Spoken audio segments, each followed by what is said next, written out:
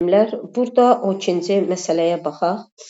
Dağın ətəyində atmosfer təzyiqi normal atmosfer təzyiqindən 50 mm civə sütunu azdır. Biz bilirik ki, normal atmosfer təzyiqi 760-dır. Bundan 50 metr azdırsa, 760-dan 50-ni çıxırıq, 710 mm civə sütunu. Demək, dağın ətəyində bu qədər atmosfer təzyiqi var. Davam edirik. Dağın ətəyi ilə zirvəsi arasındakı temperatur fərqinin 59 Fahrenheitə bərabər olduğunu bilərək zirvədəki atmosfer təzyiqini müəyyən edin. Biz burada Fahrenheitdən Selsiyə keçməliyik. Fahrenheitdən Selsiyə keçmək üçün 59-dan 32 çıxırıq, 5-ə vurub 9-a bölürük. Yəni 9-da 5. 59-dan 32 çıxanda eləyir 27. 27-ni vuraq 5-ə. 27 vur 5. 135. 135-i də bölək 9-a 15.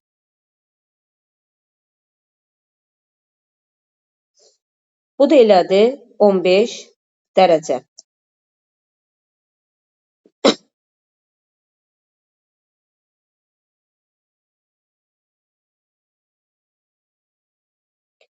Biz də bilirik ki, hündürlüyə doğru hər 1000 metr yuxarıya qalxanda temperatur 6 dərəcə enir.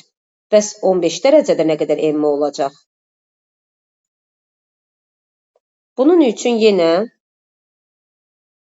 1000-i vururuq 15-ə, bölürük 6-ya.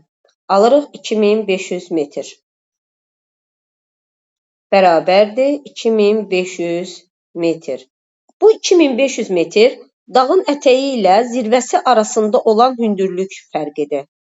Ancaq biz təzyiqi tapmalıyıq. Ona görə də 2500-ü 10-a bölürük. Çünki hər 10 metrdə təzyiq 1 milli enir. Eləyir 250 millimetr. Demək, dağın ətəyi ilə zirvəsi arasında təzyiq enməsi, dəyişməsi 250 millimetrə bərabərdir. Ətəkdə nə qədər idi təzyiq? 710 idi. Zirvəyə qalxanda biz bilirik ki, təzyiq azalır. Ona görə də 710-dan 250-ni çıxırıq.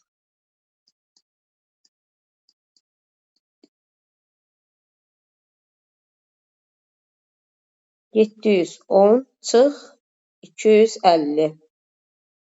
Bu da bərabərdir 460 millimetr civə sütunu.